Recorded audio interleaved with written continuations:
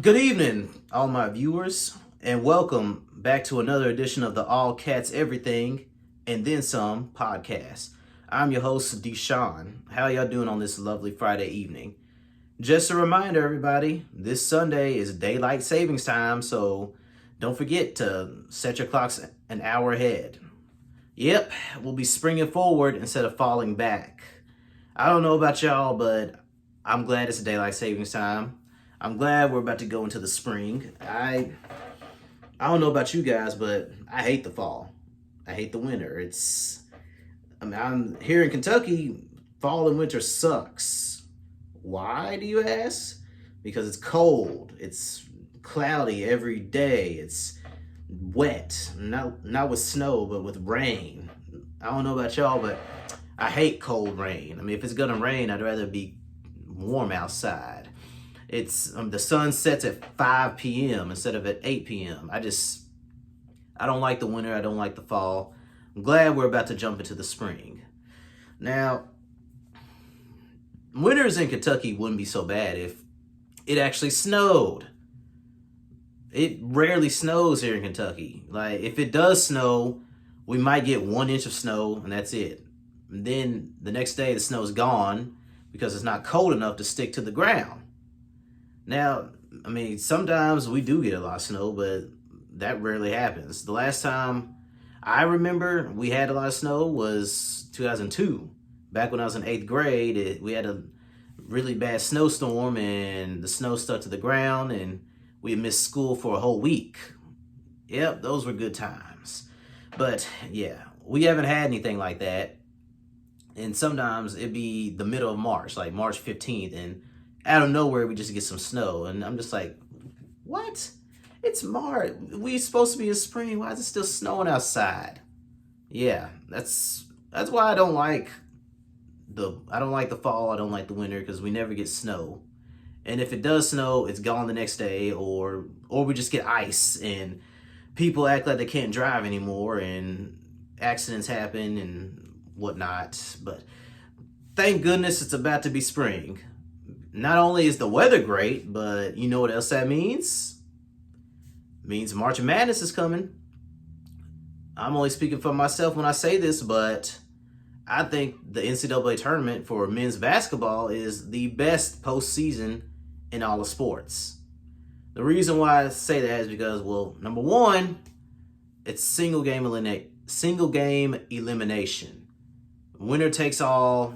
There's no best of 3, no best of 7. It's one shot and you're out, or one shot and you move on. So anything can happen.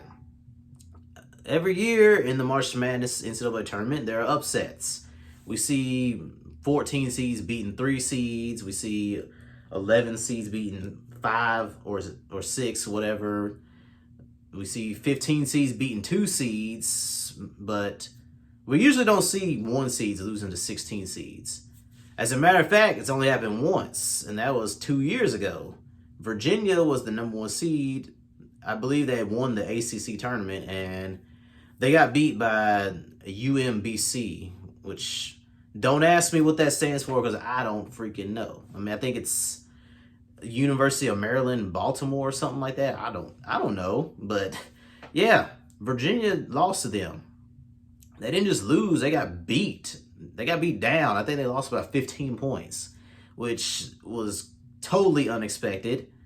Me personally, I thought whenever 1 seed does go down to a 16 seed, I thought that 16 seed would beat them on a buzzer beater and not demolish them, but stuff happens, and that's why I love March Madness. Now, Kentucky, I'm not sure what seed Kentucky is going to get, but if Kentucky beats Florida, if they win the SEC tournament, Kentucky should get a 2 seed, no worse than a 3. Like, maybe it's just me, but a conference champion should not be anything lower than a 4 seed, especially if the conference champion comes from the Power 5. Now, I get it, yeah, the SEC is weak. I know, I've heard it all. Yeah, I know. The SEC is not the best, but it's not the best conference in basketball. I'm not disputing that at all, but The SEC ain't as bad as everyone says it is. Hell, the almighty ACC is only projected to get 4 teams in. Duke for sure, Louisville, Florida State, I think Virginia, and maybe NC State if they get 5. But most years the ACC gets like 8 or 9 teams, but it ain't gonna happen this year. Anyways, like I was saying, if Kentucky wins the SEC tournament, they should get a 2 seed or 3 seed at the worst. I mean, if Kentucky wins the SEC tournament and they get a 4 seed or worse, then the tournament selection committee is full of nothing but Kentucky haters. For real. You finished your season with only 6 losses. You shouldn't be anything lower than a 3 seed. Like, come on now. That's just ridiculous if Kentucky doesn't get a 3 seed or higher. Now, there's a chance that Kentucky could lose to Florida. There's a chance that Kentucky could lose in the SEC tournament, which, if both of those scenarios happen, Kentucky will go into the NCAA tournament with 8 losses. And then, yeah, who knows? Maybe Kentucky will get a 4 seed or lower. I don't know. But either way it goes, I'm excited. I can't wait. This has been a great season. There have been some ups. There have been some downs. But overall, it's been a fun season. I've been happy to watch them all this year. I'm glad that they've grown over the season. But, yeah, that loss to Tennessee was a head scratcher. Like, I'm not mad about the loss anymore, but I'm still trying to figure out what the hell went wrong. I believe we was winning by 11 at halftime. And then in the second quarter, we built our lead up to like 17. And then Tennessee comes out of nowhere and goes on this big run. I believe it was a 29-9 run. Once Tennessee took that lead, they never relinquished it. Kentucky, now yes, this isn't the first time Kentucky has blown a big lead, but the previous times that Kentucky had a big lead and blew it, Kentucky still held on to win. But this time, it bit them in the butt, and we got beat by Tennessee. Now, I'm only speaking for myself when I say this, but I'm not panicking. Am I concerned? Yes, just a little bit, but I still believe in this team. I still believe this is a team that can go to the Final Four, possibly even win the championship.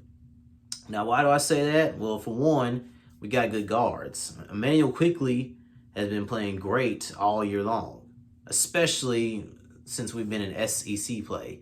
Tyrese Maxey has also played pretty good. Ashton Hagans, yeah, he's in a slump. I don't know if it's a mental slump, a physical slump. I don't know what it is, but once Hagans gets out of that slump, I mean, everything's going to be fine because Hagans will set the tone for us on offense as well as on defense, and we should be able to make a run to the Final Four. Nick Richards, I don't know what happened against Tennessee, but he played like his old self. The frustrating Nick Richards, who looked like he didn't know what the hell he's doing out there. But all year long, he's played great. As long as he doesn't revert back to his old self, we should be fine. Now, in order for us to get to the Final Four, we'll also need some more help from Nate Sestina and Johnny Juzang and Keon Brooks. But we only go 8 players deep. So everybody's got to contribute. We also can't afford to have anyone get hurt, because if they get hurt, then yeah, I just don't know how. I'm not sure how we could fare if Nick Richards gets hurt or if Ashton gets hurt and he can't go. But I believe in this team. Now, there are some people who don't, and that's okay. But the odd, well, I wouldn't say odd. The messed up thing is some of the non-believers are within Big Blue Nation. Now, I get it. I'm not saying you can't criticize the team, but the people who are criticizing this team and that don't believe in this team, they're the same people who have been doubting them all year long. When I be on Facebook, I try to avoid Facebook groups, especially the Kentucky groups, because a lot of the Kentucky fans in these groups, have these unrealistic expectations. And a lot of these fans, they criticize the team whether they win, they criticize the team whether they lose. Like, I just don't understand. Like, why would you criticize the team even after they win? Like, if you read some of the comments that I've seen in these groups, you would think that Kentucky's lost every game this year. Because, shoot, their criticism would be, I mean, even after a win, they'd be like, oh, man, we didn't do this. We didn't do this. Oh, we should have lost that game because we didn't do this, this, and that. And I'm just reading the comments like, okay, like, I understand your concern, but relax, chill out, take a breather. Kentucky won the game. I don't know about you guys, but I would rather win, no matter how ugly it is, than to lose. Losing sucks. I hate it when Kentucky loses, but there's a lesson to be learned from that Tennessee loss. Of course, they should have learned this lesson a long time ago. I get it. If you get a team down by 17 points, you got to step on them and keep them down. Because if you let them back in, they might come back and beat you, which was the case against Tennessee. Now, the big story from that loss to Tennessee was Ashton Hagans. He got into an argument with John Calipari. He got into an argument with Nick Richards.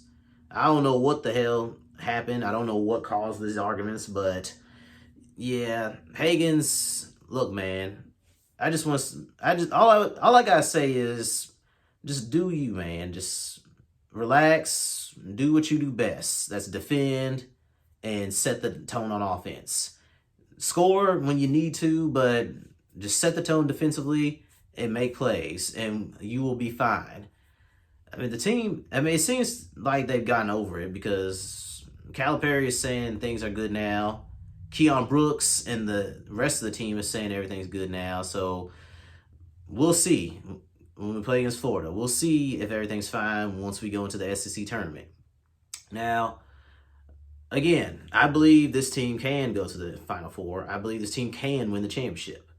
I'm not saying they will win it, but for all the Big Blue Nation who's been doubting this team all year, for all the Kentucky fans who criticize this team even after we won games, if Kentucky wins the championship, y'all apology needs to be just as loud as your criticism.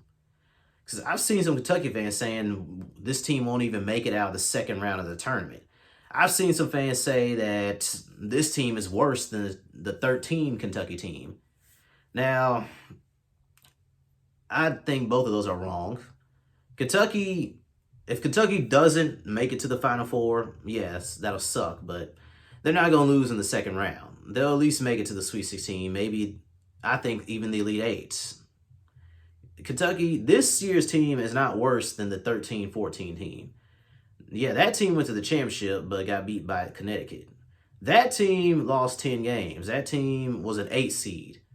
But that team, they clicked at the right time. Every game they won was pretty close.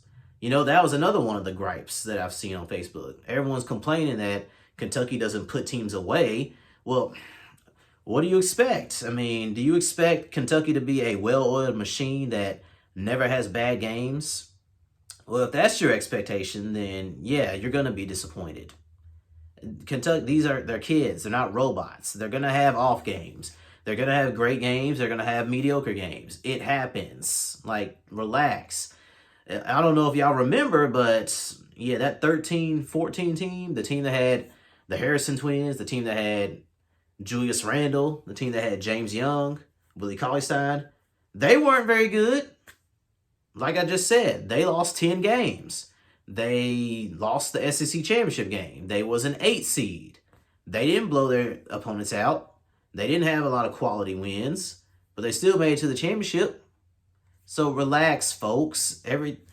Just believe. If you think too much about the negative, that's what you're going to get. I mean, come on, be positive. Kentucky, we got Florida. We got the SEC tournament. It's not a whole lot of time, but we've got just enough time to iron out all the wrinkles before the NCAA tournament. Now, if we iron out the wrinkles, if we solve these late game lapses and Ashton Hagans gets his stuff together, we will be in the Final Four and maybe even the championship. But if we don't iron out the wrinkles, then we'll probably lose in the Elite Eight, just like last year. All I know is, again, no matter what happens when this season ends, I will be happy for this team. I mean, it's been a great ride. I've enjoyed this season. I'm not going to look forward to next year just yet. Now, I do believe next year's team is going to be pretty good, but I will talk about that on a later podcast when the college basketball season is over. Right now, my mindset is on this year's team and how they're going to do. Hopefully, these guys don't start thinking too much about the NBA. I mean, you still got a job to do. Go out there, win these games for us, bring home number 9. I believe in y'all. Y'all can do this. Let's go, Cats. All right, y'all. So, probably tired of hearing about Kentucky. For all the non-Kentucky viewers out there, it's okay. I mean, I got some other stuff for you. Excuse me. Yeah, I don't have the coronavirus, so don't think I'm sick out here. Jeez. But anyways, and it's almost free agency time in the NFL. And the big talk is Tom Brady. Where is he going to go? Now, I'm only speaking for myself, but I think Tom Brady is going to stay in New England. How many more years is he going to play? I don't know. That is the question that remains to be seen. But whether Tom Brady plays for 1 more year, 2 more years, whether he tries to play till he's 50, I think Tom Brady's going to stay with the Patriots. I mean, I could be wrong, but that's just what I'm thinking. Now, I don't like the Patriots. I don't give a damn what they do. But if I was Bill Belichick, I mean, he is the coach as well as the general manager for the Patriots. If I'm Bill Belichick, I would look for another quarterback. Because Brady is, 41 years old, maybe 42, I don't know. He only got, I'd say at the most 2 more good years left in him. You need to start thinking about the future because Tom Brady is not going to play for another 10 years. So it's better to get your heir apparent now than 5 years from now. But oh shoot, we're terrible and we have no quarterback. What are we going to do? Now is the time to find a quarterback. From what I'm hearing, a lot of people think that Tom Brady is going to lead the Patriots. What I'm hearing is the 2 teams that are most linked to Brady are the Raiders and the Titans, which I'm a Titans fan. If Brady was younger and still in his prime, I'd be cool with it. But Brady's 41, 42. He's too old now. If Tom Brady does come to the Titans, I mean, I ain't gonna be mad. I'll support him since he's on our team now. But all I know is if you do come to the Titans, you better win us a Super Bowl, Tom. That's all I'm saying. But I mean, if he doesn't go to the Titans, maybe he goes to the Raiders. I mean, it helps them potentially win the Super Bowl. I don't know, but the Raiders got a lot of work to do. I mean, they need help they got holes to fill on both sides of the ball. They still need a lot of pieces before they can be a serious contender. Tennessee, on the other hand, we got a good defense. We got a good offense, a good offensive line. We just need a long-term solution at quarterback. Now, me personally, I would rather Tennessee keep Tannehill. I mean, is he better than Brady? No, but he's younger. Tannehill has at least 4, maybe 5 more good years left in him, as long as he stays healthy. So that's just my take on it. I don't care what Brady does. If he comes to the Titans, I'll support him. If he doesn't go to the Titans, whatever. I don't care. But another big question is, if Tom Brady leaves the Patriots, where do they go from there? From what I'm hearing, maybe they trade for Cam Newton. Or maybe they try to sign Dak Prescott. Or maybe they try to make a trade for Matthew Stafford. Or maybe they try to sign Andy Dalton. I don't know. Which all 4 would be good choices, but Cam Newton is probably the best option if they decide to move on from Brady. I mean, Cam Newton, he's been to the Super Bowl. He's got plenty of playoff experience. He's got the arm to make every throw. He's got the athletic ability to scramble. Now, his decision making is hit or miss sometimes, but Cam Newton is still a good quarterback. Last year, he struggled with health, but I think he's still got some years left in his prime. He can still help a team get to the Super Bowl. So Newton would be, I think, between Newton, Andy Dalton, Matt Stafford, and Prescott, yeah. Cam Newton's the best of those four, in my personal opinion. So that's who they should go after if they do lose Brady. I mean, I've also heard Cam Newton's name linked to the Chicago Bears, which be good for the Bears. Now, Trubisky, yes, he's younger. He hasn't hit his prime just yet, but Trubisky is not better than Cam Newton.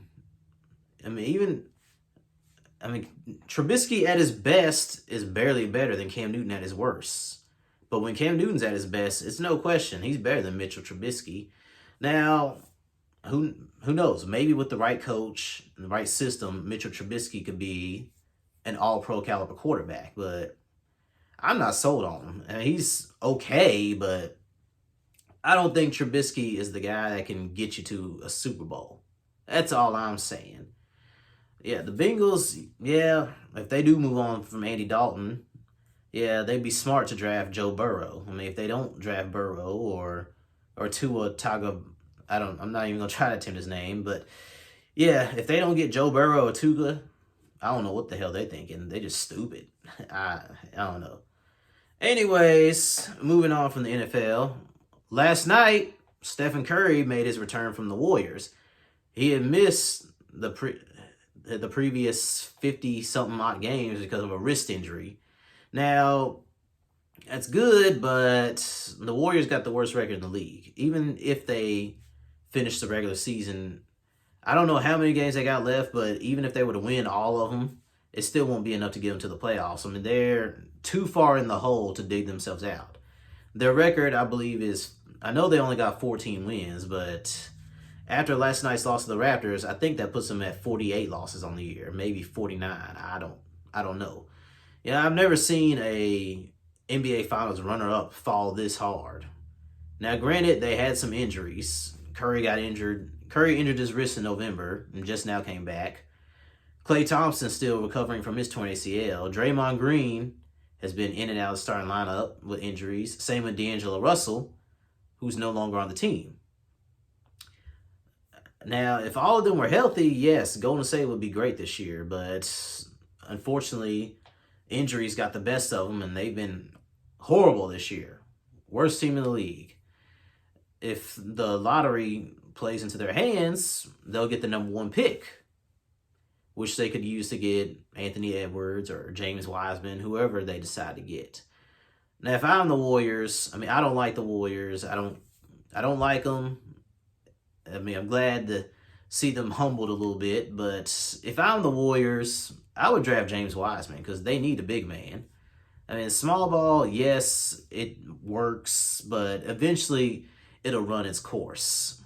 I mean, speaking of small ball, Houston, I don't know what the hell they were thinking they took small ball to a whole new level. They got PJ Tucker playing center, and he's only like 6'5".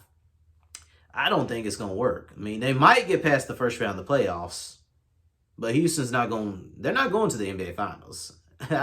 I can guarantee that. I will bet anything that Houston won't make it to the NBA Finals. But anyway, back to the Warriors. I think next year, when everybody's healthy, they'll be great. Now, I don't think they'll be a championship caliber team, but they'll be back to being their usual good selves. If they can build another super team, though, and get another superstar, yeah, they might end up winning the championship next year. Now, they did make a trade for Wiggins, but Andrew Wiggins is not Kevin Durant. They are similar in terms of how they're built, but Wiggins is not Durant. He's not as consistent as Durant. He can't shoot like Durant. He can't defend like Durant. I mean, who knows? Maybe Golden State will trade Wiggins. Now, they're saying they have no plans to trade him right now, but they said that about D'Angelo Russell, and they ended up trading him. So Andrew Wiggins, I don't think he's safe. They might try to trade him for Giannis or something. I don't know. But if I'm Milwaukee, I'm not accepting an Andrew Wiggins trade for Giannis. That's stupid. I mean, if I'm Milwaukee and Golden State's general manager called me saying, we'll give you Wiggins in a first-round draft pick for Giannis, I'm just going to laugh at him.